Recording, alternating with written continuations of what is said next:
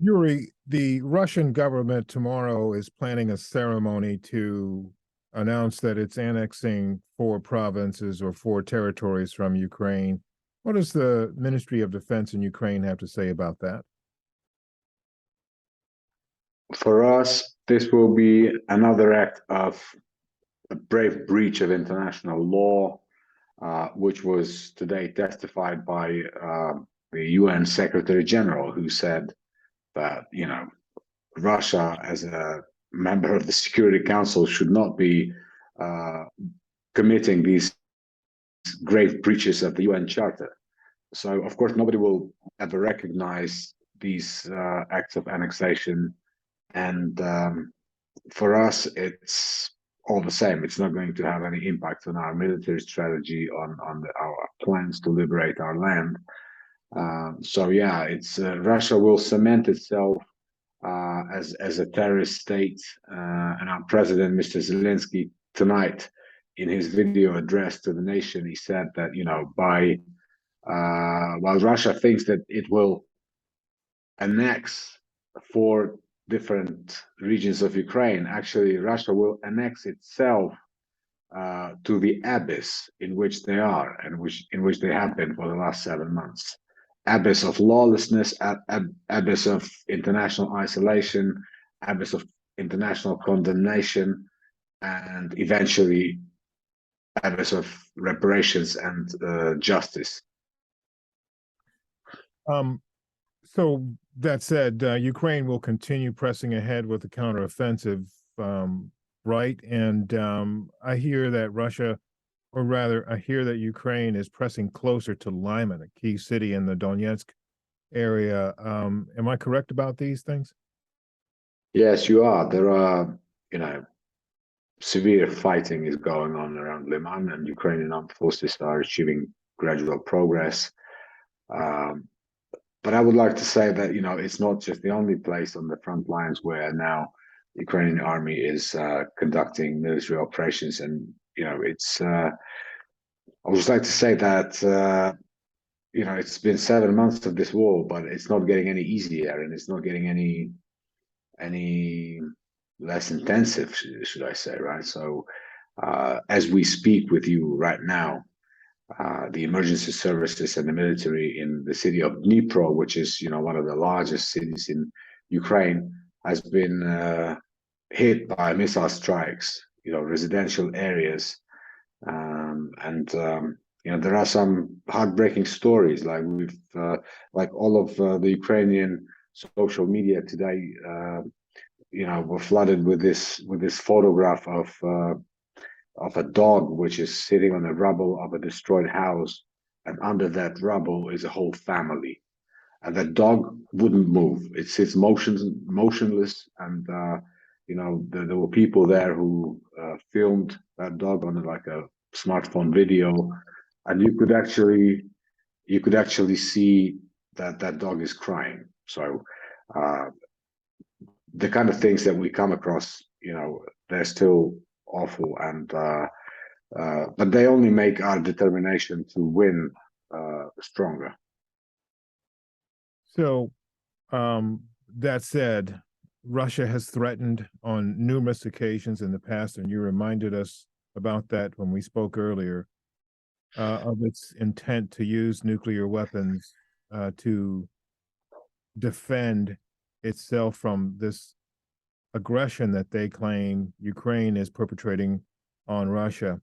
How is Ukraine prepared to handle the possibility of the deployment of a tactical nuclear weapon?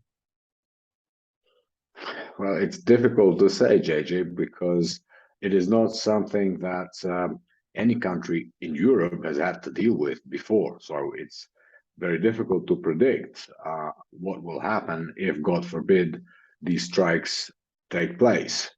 Now, of course, we understand that we live with this risk, because when you have a crazy neighbor who has tens of thousands of nuclear warheads, you have to be aware of the risk. And at the same time, our allies, the international partners, including the US, have been very straightforward in sending a signal to Russia that if they will do this, it will end very badly for them. You know, we've seen some very harsh rhetoric on the part of the U.S. leadership, and while we have to prepare for the worst, and this is why our National Security and Defense Council has already said that they will be distributing information to the citizens about how to react during a nuclear strike. We're still hopeful that if not the deranged leader of Russia himself, and at least people in his inner circle, they will get these signals and they will understand that this is not a way to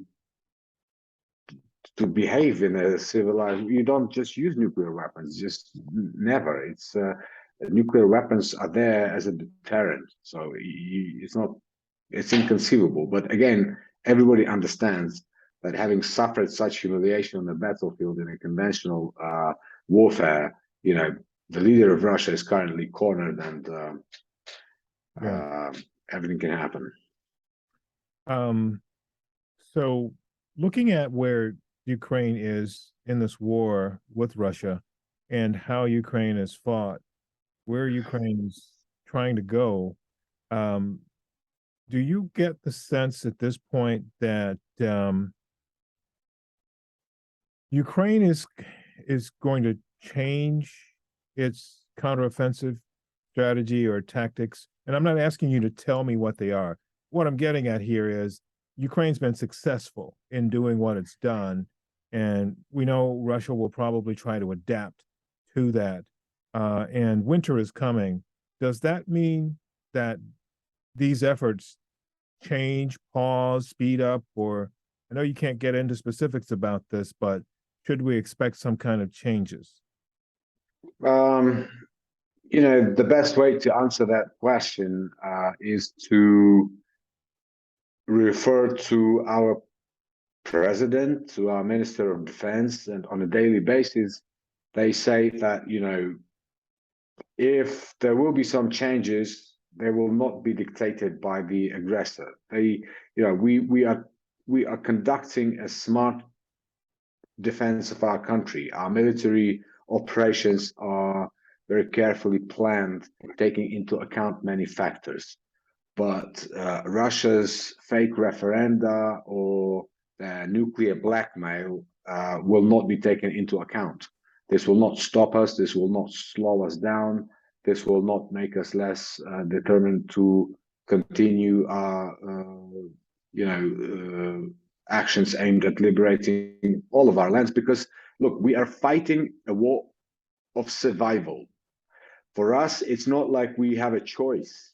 We don't have a choice. And we understand that the longer it goes on, the more severe are the risks. So, of course, we hope that, we will, with the support of our allies, that we will be able to achieve our goals as soon as possible. Nobody is in a position to predict when exactly this could happen, but we're doing all we can to ensure that this war is, ended. And by the way, today there was an announcement that the next Ramstein meeting will take place on October 12th. And I think we will see again the unwavering support of our international partners and hopefully more military aid. The US has announced yesterday another package, within which Ukraine is supposed to receive 18 HIMARS systems, for example, and many other important things. So yeah, we need to win this war. We need to stop this war, and but our plans will not change because of the actions of these war criminals.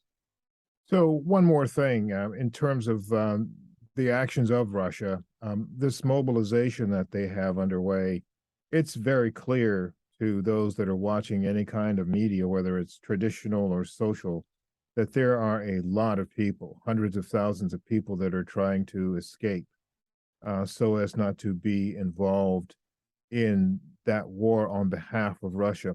I saw earlier in the week that the Ukrainian government had done something, I think, to try to help people looking for a way out of this, some sort of cards that were distributed in some way designed to instruct people who don't want to fight for Russia how to surrender. Can you give us any sense of what those cards are about? Because I just saw generally, that there was this effort. Do you know anything about that? Can you share anything about that?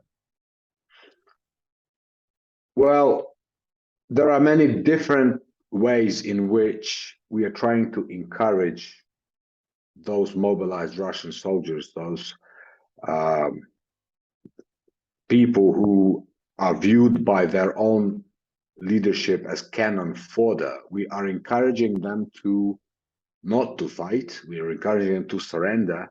And this is why, for example, the president of Ukraine, almost on a daily basis, when he speaks to the nation every night in his video address, he at some point he switches to Russian deliberately, right? So his address is normally in Ukrainian language, but he switches to Russian and he directly tries to speak to the Russians who are now, many of them are, like you said, are trying to run away from Russia.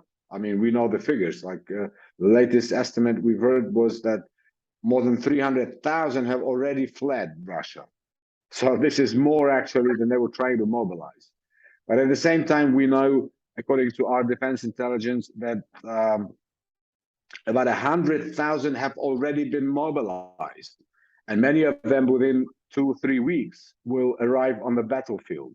So, of course, for us, it is very important to somehow send a signal to those soldiers that, you don't have to die, because our president keeps saying that, you guys, you have two options. You either come here and die, or you can surrender and live. So he invites them to make the right choice. You live, you can live. And, for this to happen, you just need to surrender. And this is what those leaflets are about as well.